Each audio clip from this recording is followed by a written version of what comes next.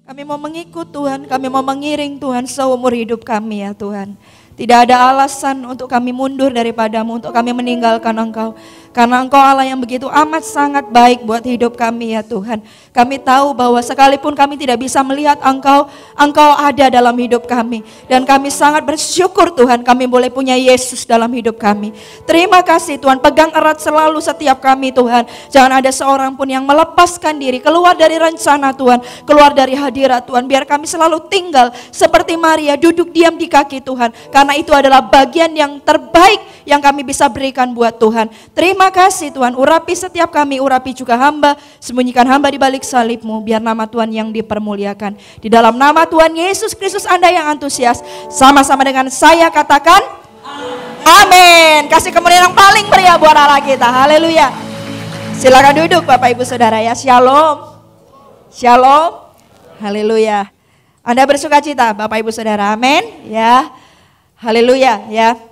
Senang sekali bisa berjumpa setiap Anda semua di tempat ini ya.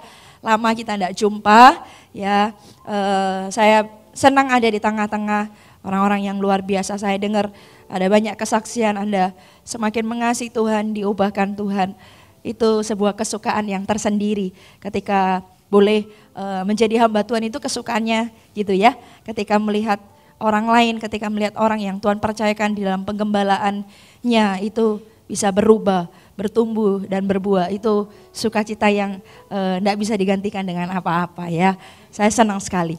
Bapak Ibu Saudara, saya khotbah sepanjang hari ini kecuali Army of God ya. Tadi pagi saya ngomong tentang Sakaria, yang kedua saya ngomong tentang Simeon, dan hari ini saya mau ngomong sesi yang ketiga ini saya mau bicara tentang Filipus. Mari buka sama-sama saya di dalam Yohanes pasal yang pertama.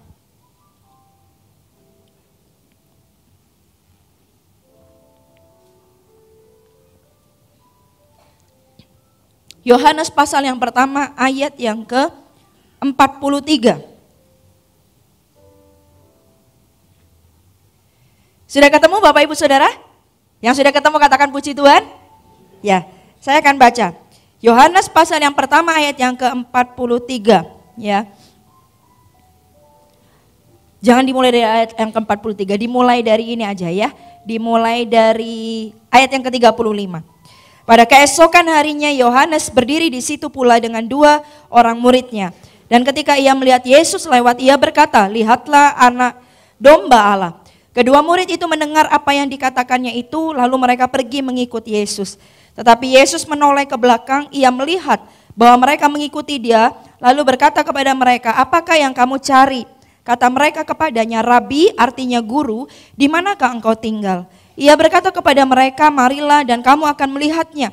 Mereka pun datang dan melihat di mana ia tinggal, dan hari itu mereka tinggal bersama-sama dengan dia. Waktu itu kira-kira pukul 4. Salah seorang dari keduanya yang mendengar perkataan Yohanes lalu mengikut Yesus adalah Andreas, saudara Simon Petrus. Andreas mula-mula bertemu dengan Simon saudaranya, dan ia berkata kepadanya, "Kami telah menemukan Mesias," artinya Kristus. Ia membawanya kepada Yesus. Yesus memandang dia dan berkata, "Engkau Simon, anak Yohanes, engkau akan dinamakan Kefas," artinya Petrus. Pada keesokan harinya, Yesus memutuskan untuk berangkat ke Galilea. Ia bertemu dengan Filipus dan berkata kepadanya, "Ikutlah aku." Filipus itu berasal dari Betsaida, kota Andreas dan Petrus. Filipus bertemu dengan Natanael dan berkata kepadanya, "Kami telah menemukan dia yang disebut oleh Musa dalam kitab Taurat dan oleh para nabi, yaitu Yesus anak Yusuf dari Nazaret." Kata Natanael kepadanya, "Mungkinkah sesuatu yang baik datang dari Nazaret?" Kata Filipus kepadanya, "Mari dan lihatlah." Yesus melihat Natanael datang kepadanya, lalu berkata tentang dia, "Lihat, inilah seorang Israel sejati, tidak ada kepalsuan di dalamnya." Kata Natanael kepadanya, "Bagaimana engkau mengenal aku?" Jawab Yesus kepadanya, "Sebelum Filipus memanggil engkau, aku telah melihat engkau di bawah pohon ara." Kata Natanael kepadanya, "Rabi, engkau anak Allah, engkau raja orang Israel." Yesus menjawab katanya, "Karena aku berkata kepadamu, aku melihat engkau di bawah pohon ara, maka engkau percaya. Engkau akan melihat hal-hal yang lebih besar daripada itu." Lalu kata Yesus kepadanya, aku berkata kepadamu, sesungguhnya engkau akan melihat langit terbuka dan malaikat-malaikat Allah turun naik kepada anak manusia. Bapak ibu saudara, kita tidak akan belajar tentang Nathanael, kita akan belajar tentang Filipus. Siapa Filipus ini? Filipus ini ada 3 poin yang akan kita pelajari. Yang pertama dulu, dikatakan demikian. Pada keesokan harinya, ayat yang ke-43.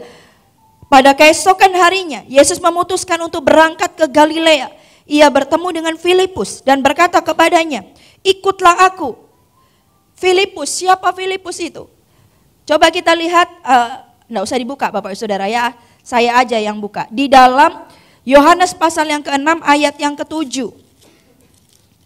Dikatakan demikian, ini Yohanes 6 ayat yang ke-7, ini tentang Yesus memberi makan 5.000 orang. Di ayat yang ke-7, jawab Filipus kepadanya, roti seharga 200 dinar tidak akan cukup untuk mereka ini, sekalipun masing-masing mendapat sepotong kecil saja. Jadi itu peristiwa di mana Tuhan Yesus mau memberi makan 5.000 orang, laki-laki, belum istri, belum anaknya. Lalu di situ ditanya, siapa yang bawa roti gitu ya. Lalu Filipus datang dan dia berkata begini, roti seharga 200 dinar tidak akan cukup. Jadi dia kasih diberitahu bahwa dia punya uang 200 dinar buat beli roti aja juga tidak akan cukup untuk memberi makan orang-orang ini, 5.000 orang begitu banyak. Itu Filipus. Poin saya yang pertama, siapa Filipus? Filipus ini orang biasa, Bapak Ibu Saudara. Filipus adalah orang biasa. Tapi tahukah Anda kalau orang biasa itu encountering Christ, dia itu berjumpa dengan Tuhan, maka dia menjadi orang yang luar biasa, katakan amin. Saya tunjukkan ayat-ayat di mana menunjukkan bahwa Filipus itu orang biasa. Coba, dia bilang gini, Tuhan ketika Tuhan berkata mau memberi makan 5.000 orang, Filipus datang, Tuhan roti seharga 200 dinar juga tidak akan cukup, kasih makan mereka ini. Lalu ternyata ditemukan ada dua ketul roti, 5 roti dan 2 ikan. Ternyata itu dari seorang anak kecil bisa memberi makan 5.000 orang, bahkan sisa 12 keranjang. Menurut saya Filipus itu orang biasa. Dia tidak bisa lihat Tuhan itu sebagai raja, dia tidak bisa lihat Tuhan itu sebagai pencipta segala sesuatunya. Pengenalannya akan Tuhan itu terbatas. Tapi orang yang demikian Tuhan berkata, ikut aku Filipus. Tuhan mau pakai dia, Bapak Ibu Saudara, katakan amin. Katakan amin. Siapa lagi Filipus? Kalau kita lihat dalam Yohanes pasal 14, saya akan baca. Yohanes pasal yang ke-14 ayat yang ke-8 sampai ayat yang ke-7 dikatakan begini, Tuhan tunjukkanlah Bapa itu kepada kami, itu sudah cukup bagi kami. Ini tentang rumah Bapa. Kata Yesus kepadanya, telah sekian lama aku ini bersama-sama kamu Filipus, namun engkau tidak mengenal aku. Barang siapa telah melihat aku, ia telah melihat Bapa. Bagaimana engkau berkata, tunjukkanlah Bapa itu kepada kami. Jadi menurut saya, Filipus ini sangat terbatas. Dia orang biasa. Tetapi Tuhan itu paling jago membuat yang biasa jadi luar biasa di tangannya, katakan amin. Allah itu paling jago. Karena itu Bapak Ibu Saudara, janganlah berkecil hati. Janganlah Anda merasa minder kalau Anda merasa bahwa Anda ini bukan siapa-siapa. Saya berkata bersyukur. Kenapa? Karena orang yang menganggap dirinya bukan siapa-siapa, itulah yang akan dipakai Tuhan. Katakan amin. Kalau dia sudah menganggap dirinya ini seseorang, Allah susah memakai hidupnya. Allah susah berperkara dalam hidupnya. Allah susah menyatakan mujizatnya. Allah susah menyatakan hal-hal yang ajaib dalam hidupnya. Ketika kita merasa biasa, ketika kita merasa tidak bisa apa-apa, itu adalah tempat yang tepat Tuhan berkarya di dalam hidup kita, katakan amin. Katakan amin. Karena itu Bapak Ibu Saudara, jangan minder, jangan juga sombong. Kenapa? Karena semuanya itu cuman titipan Tuhan.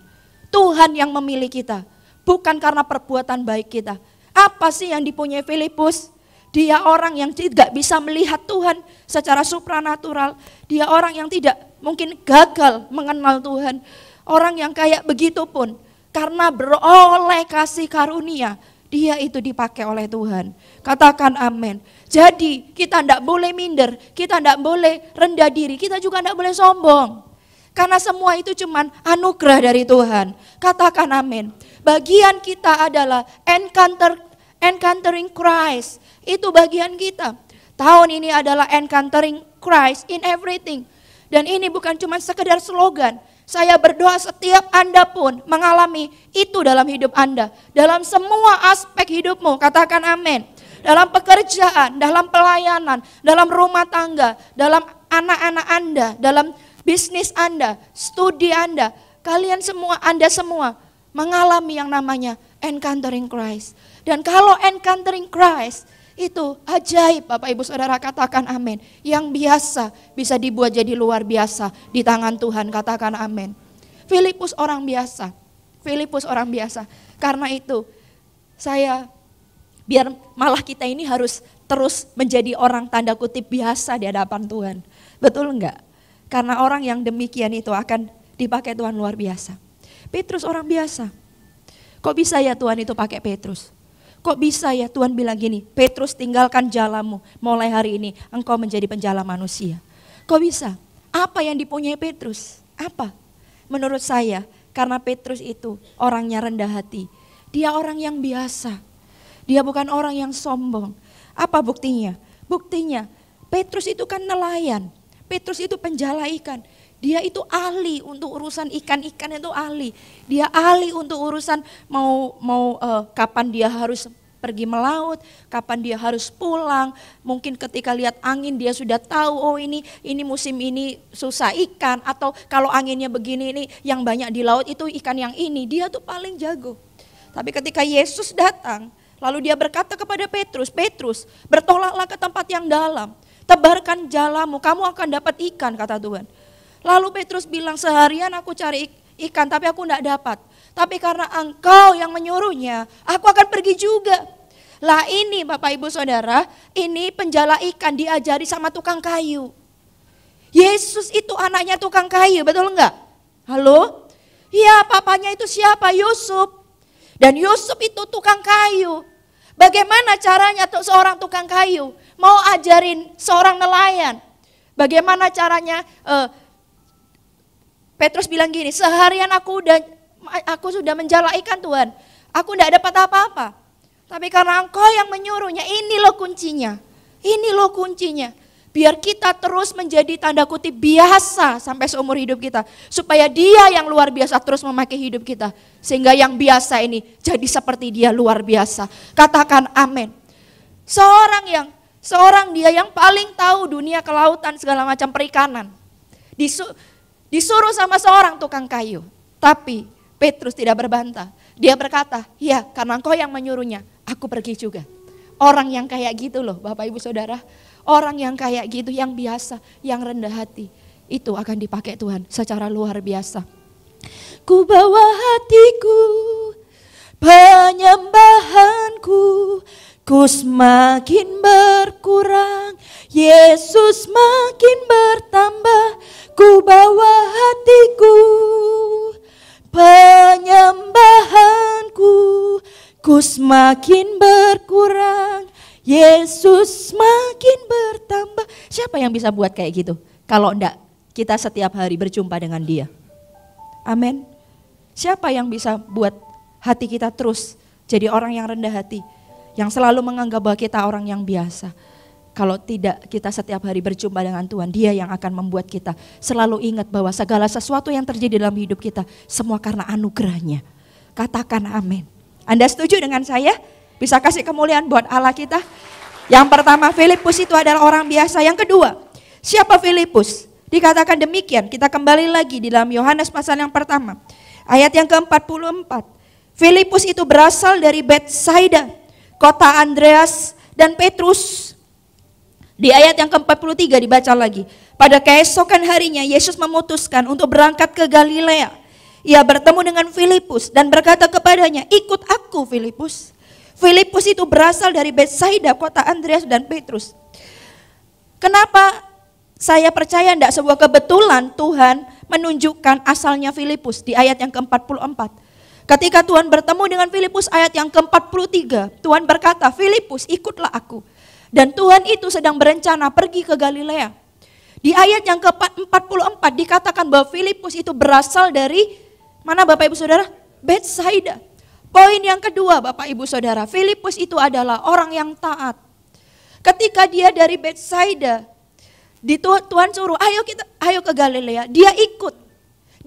Tahukah Anda bahwa ketaatan itu menghasilkan kemuliaan? Katakan amin. Anda percaya enggak? Ketika Anda taat, sekalipun Anda tidak tahu apa yang akan terjadi di depan, tapi ketika Tuhan berkata dalam hidupmu dan engkau taat, itu akan menghasilkan kemuliaan.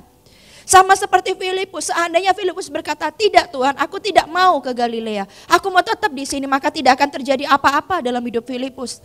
Tapi karena dia memutuskan untuk aku mengikut Tuhan, aku ikut Tuhan, aku taat kepadanya, dia bisa melihat kemuliaan dalam hidupnya.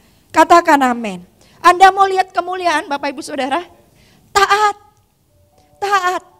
Coba kita lihat ini ditandain aja. Kita ke Kejadian. Kejadian pasal yang ke-12.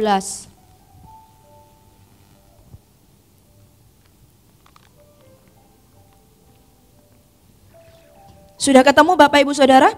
Kejadian pasal yang ke-12 saya akan baca. Berfirmanlah Tuhan kepada Abram, pergilah dari negerimu dan dari sana saudaramu, dari rumah bapakmu, ke negeri yang akan kutunjukkan kepadamu.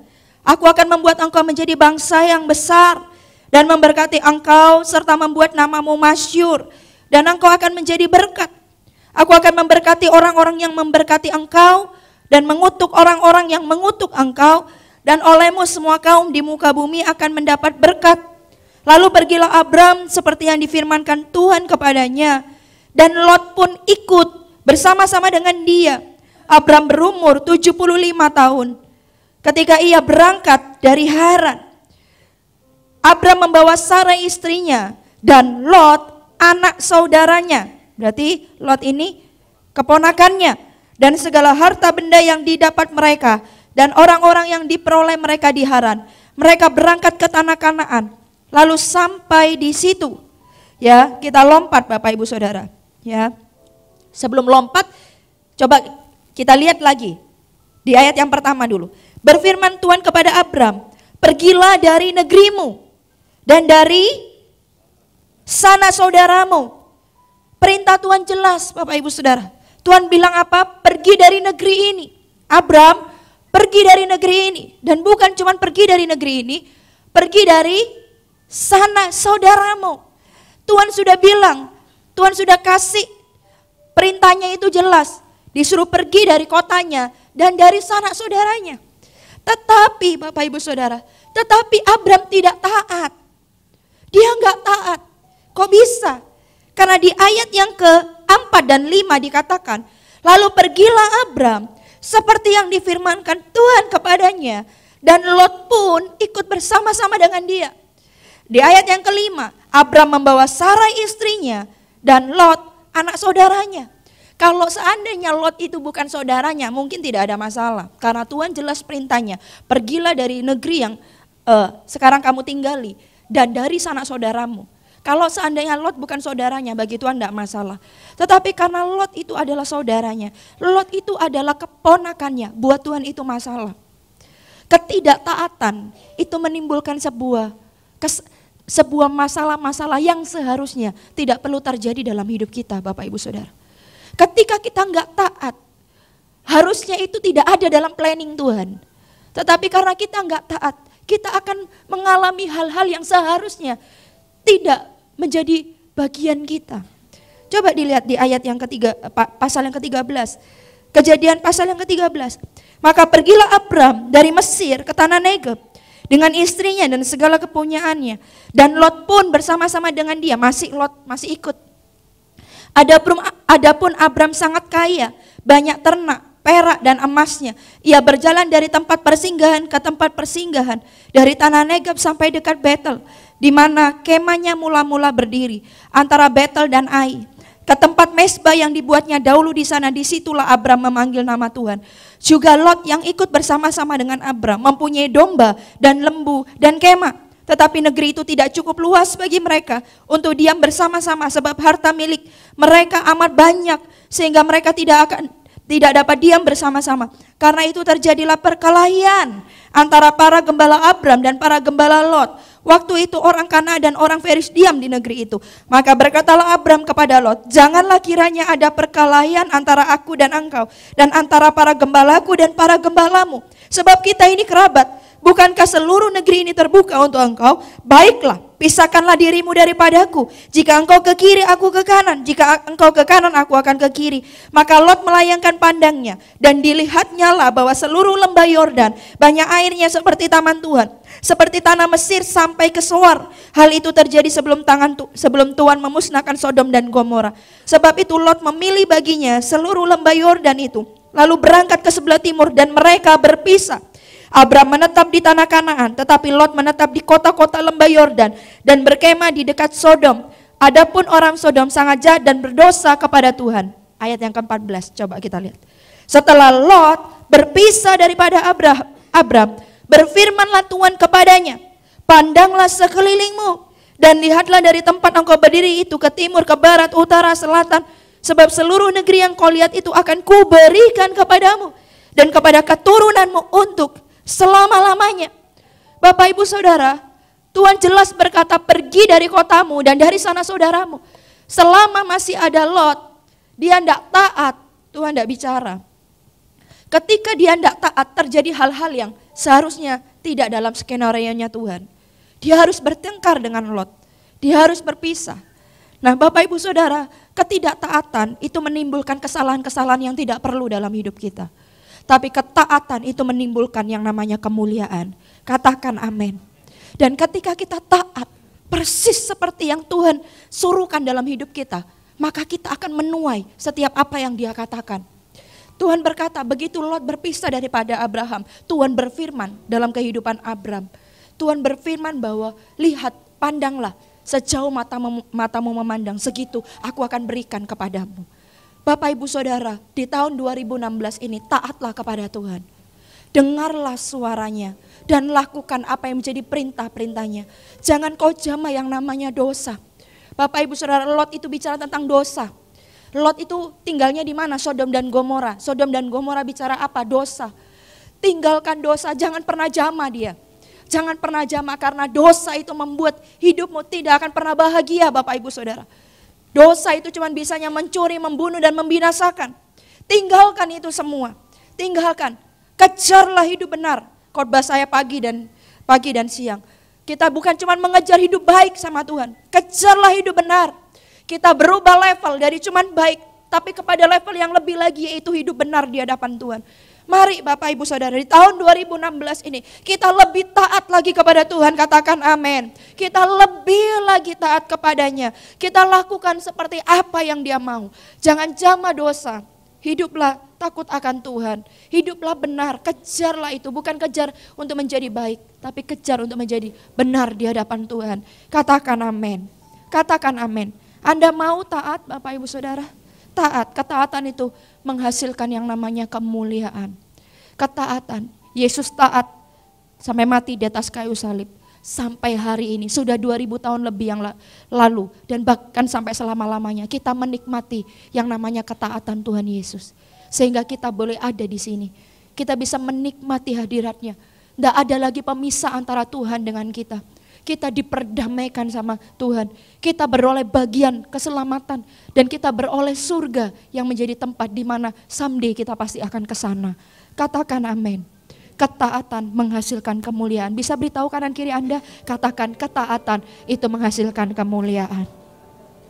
Haleluya. Yang ketiga, poin saya yang terakhir. Mari kita kembali lagi. Di Yohanes pasal yang pertama. Kita lihat di ayat yang ke-45. Filipus bertemu dengan Natanael dan berkata kepadanya, kami telah menemukan Dia yang disebut oleh Musa dalam kitab Taurat dan oleh para nabi, yaitu Yesus, anak Yusuf dari Nazaret. Kata Natanael kepadanya, mungkinkah sesuatu yang baik datang dari Nazaret?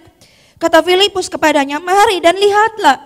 Yesus melihat Natanael datang kepadanya, lalu berkata tentang dia, lihat, inilah seorang Israel sejati. Bapak Ibu Saudara, poin yang ketiga, Filipus. Siapa? Filipus adalah orang yang menceritakan tentang Tuhan kepada orang lain. Filipus itu bukan orang yang menikmati Yesus untuk dirinya sendiri, tapi dia menceritakan Yesus kepada orang lain. Dia itu ketika pada waktu itu, Bapak Ibu Saudara, mereka semua ini menantikan Sang Mesias. Buktinya ada muridnya Yohanes waktu itu. Ketika Yohanes lihat Yesus jalan, dia berkata, itulah Sang Mesias. Lalu mereka pergi dan mengikuti Yesus, meninggalkan Yohanes. Murid-murid Yohanes meninggalkan dan mengikuti Yesus. Semua orang menunggu yang namanya Mesias, Kristus.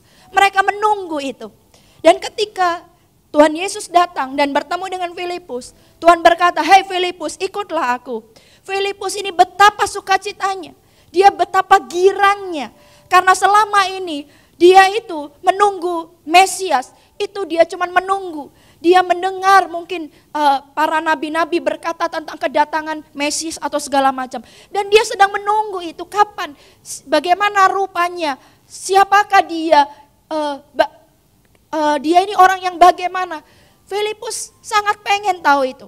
Dan ketika dia berjumpa dengan Yesus dan Yesus berkata, "Filipus, ikutlah aku." Wow, senang sekali Bapak Ibu Saudara. Betapa sukacitanya Filipus. Dan tahukah Anda, sukacita dia tidak nikmati untuk dirinya sendiri. Bapak Ibu Saudara, apakah Anda pernah mengalami kayak gitu? Anda mengalami di mana Anda berjumpa dengan Tuhan dan hidup Anda diubahkan oleh Tuhan. Anda mengalami sesuatu, kok bisa ya, aku tuh bersyukur. Seandainya aku tidak ketemu Tuhan, bagaimana dengan hidupku hari ini? Aku bersyukur aku ketemu Tuhan Yesus, aku bersyukur Tuhan tangkap hidupku sehingga aku diubahkan.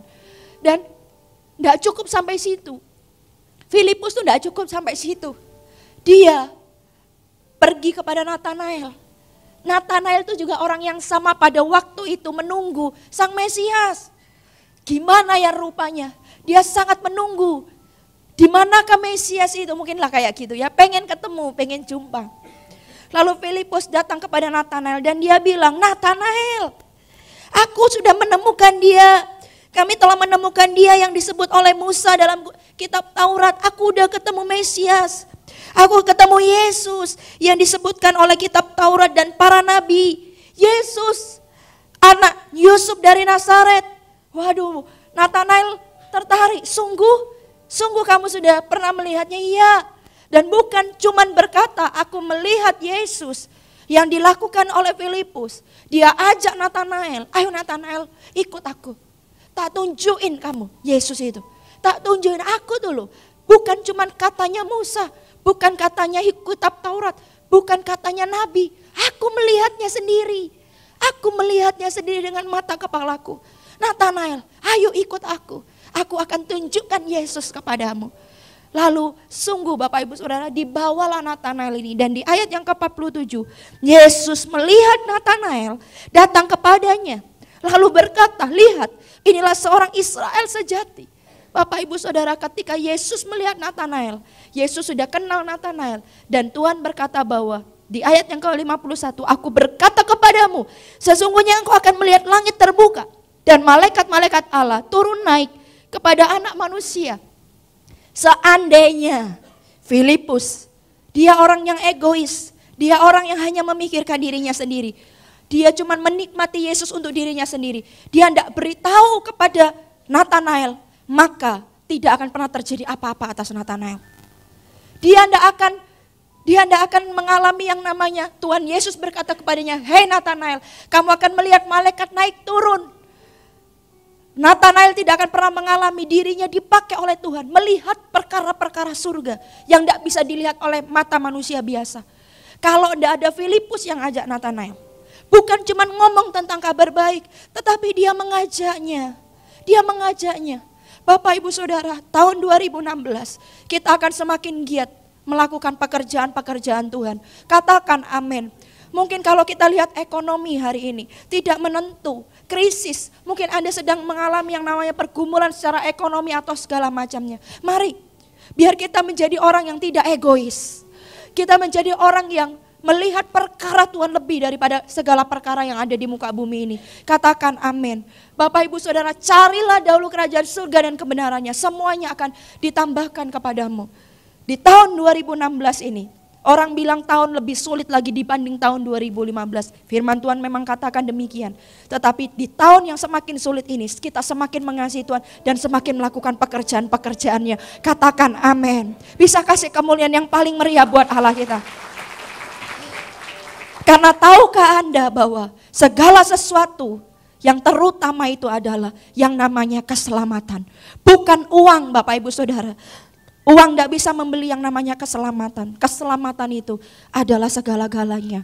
Katakan amin. Katakan amin. Maukah Anda berkata, Tuhan, di tahun 2016 ini aku akan semakin mengejar Tuhan, pribadimu. Dan yang kedua, aku akan semakin giat di dalam pekerjaan-pekerjaanmu. Tuhan mencari di tengah-tengah kita, setiap kita, bukan mencari. Tuhan itu sebenarnya sudah memberi mandat kepada kita. Jadikanlah semua bangsa muridku, baptislah mereka dalam nama Bapa, Putra, Roh Kudus, dan ketahuilah, aku menyertaimu sampai kepada akhir zaman. Kita tidak cuma menikmati Yesus untuk diri kita sendiri. Kita akan beritahukan kepada Yerusalem keluarga kita, Yudea, Samaria, orang-orang di sekitar kita, Yudea, Samaria, sampai kepada ujung bumi. Katakan amin. Kita akan lihat drama berikut ini Bapak Ibu Saudara.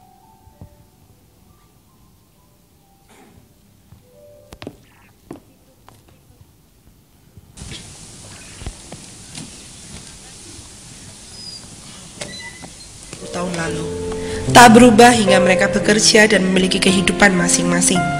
Kata orang, mereka seperti saudara yang terpisah orang tua. Tidak ada rahasia antar mereka kecuali Dewi tak pernah jujur kepada Nina tentang keputusannya menerima Yesus sebagai Tuhan dan Juru Selamat, bahkan melayani di dalam gereja. Dewi rindu mengajak Nina mengalami hal yang sama, namun Dewi ragu dan takut Nina akan menjauh karena ajakan Dewi. Hai Nina, Nin, sorry banget, aku nggak bisa kesana hari ini. Aku repot bukan main. Paket internet habis nih, jadi aku telepon. Minggu depan deh aku kesana, janji. See you. Dewi, halo? Sudah ditutup. Dewi aneh. Makin susah diajak hangout.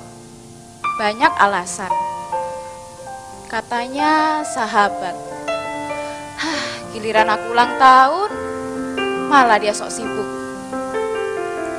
Surprise! Happy birthday Nina. Dewi.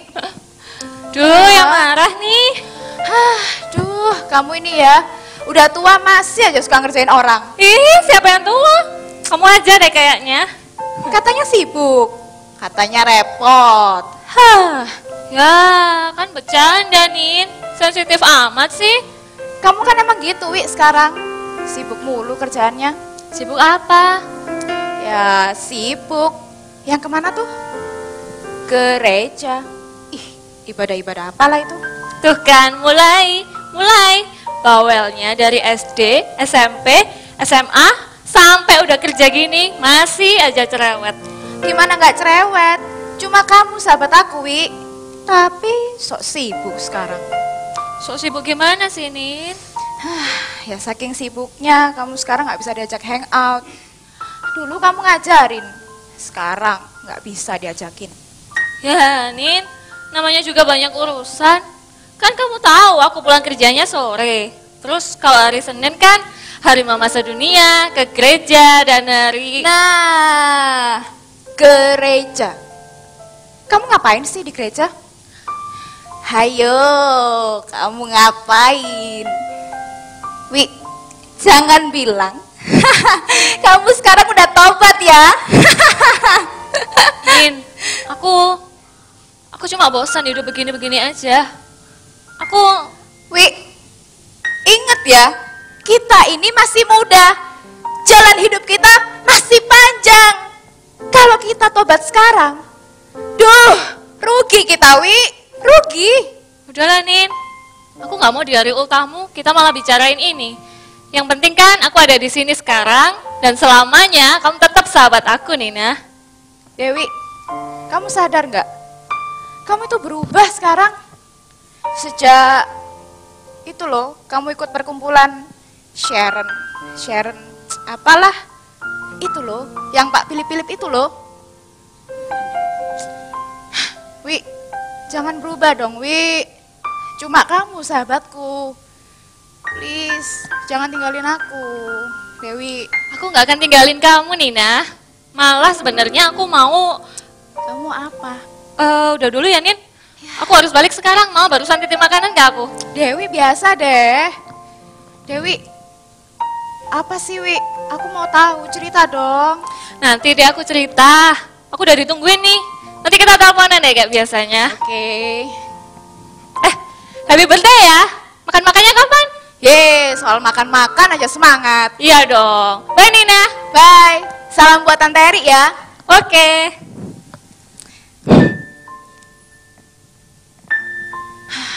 Dewi, andai saja kamu tahu aku ingin kamu mengajakku.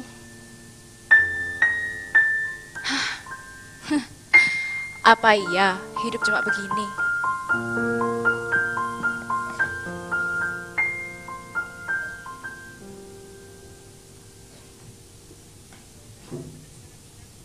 Hidup yang dialami Dewi belum terjawab juga. Dewi masih ragu untuk bercerita pada Nina sekalipun Nina adalah sahabatnya. Menceritakan Yesus bukanlah hal yang mudah bagi Dewi. Beberapa waktu berlalu sampai suatu saat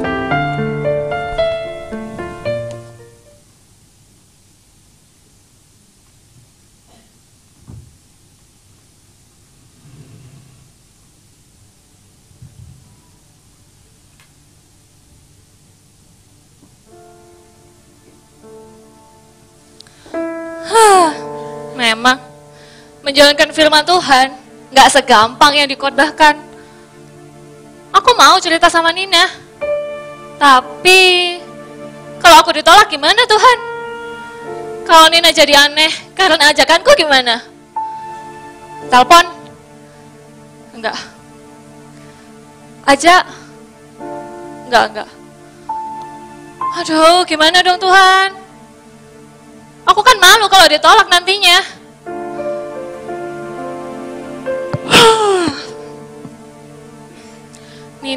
Nina, gimana ya caranya biar aku bisa cerita sama kamu?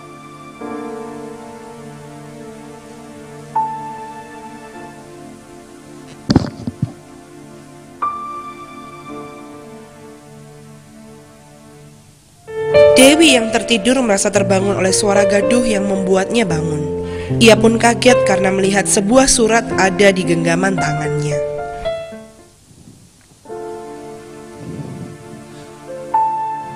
Hah? Apa ini? Surat? Nina kapan kirimnya ya? Aneh.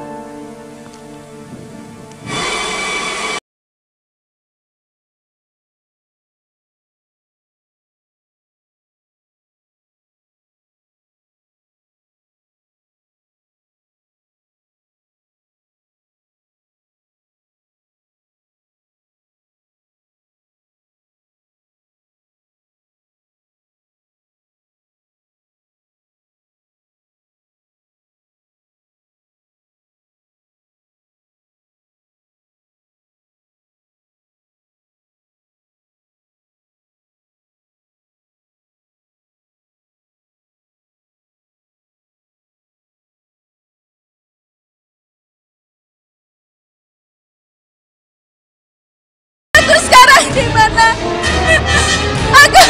Aku di neraka, Dewi. Aku di neraka. Kamu tahu kan? Kalau cuma Yesus yang menyelamatkan. Kamu tahu kan? Kalau surga dan neraka itu sungguh ada. Kamu tahu kan? Kenapa kamu gak pernah mau cerita? Padahal aku sudah tanya berulang kali, tapi kamu menghindar. Kamu jawab sibuk, lain kali.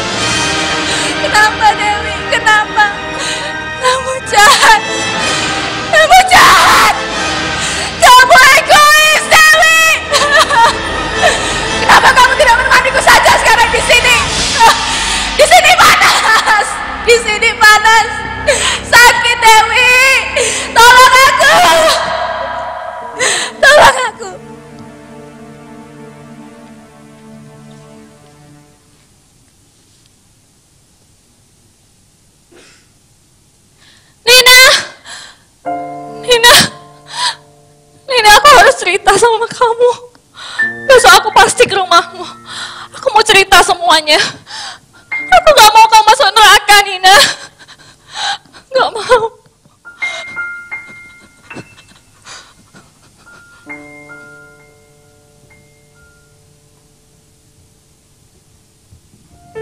Setelah mimpi yang begitu mengagetkan bagi Dewi, ia bertekad untuk menemui Nina.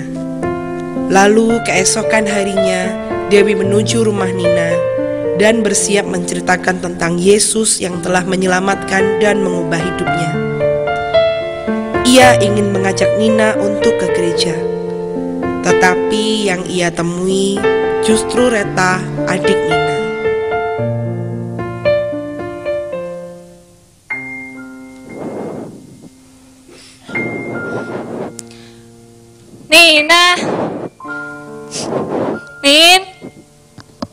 Nina. Reta. Kak Nina mana? Kak Dewi mau ketemu nih. Kak Dewi, Kak Nina nggak bisa dipanggil, Kak. Kenapa? Kak Nina meninggal, Kak, tadi malam. Kak Nina meninggal karena kecelakaan, Kak. Gak mungkin, Reta. Gak mungkin, kamu pasti bercanda. Kemarin dia masih telepon aku. Bahkan tadi malam dia ada di mimpiku. Gak mungkin, kamu bercandanya keterlaluan. Kak Dewi, Reta gak bercanda. Kak Nina udah meninggal, Kak. Semalam Kak Nina pergi sama supir jemput Mama di bandara. Tapi dalam perjalanan kecelakaan itu ngambil Kak Nina, Kak. Gak mungkin. Kak Nina meninggal, Kak. Gak mungkin, gak. Nina, aku di sini mau ajak kamu ke gereja sekarang. Nina, aku mau cerita. Aku mau bilang kalau Yesus yang mengubahku. Iya, Yesus, Nin. Aku menyesal, Tuhan. Ampuni aku. Ampuni aku.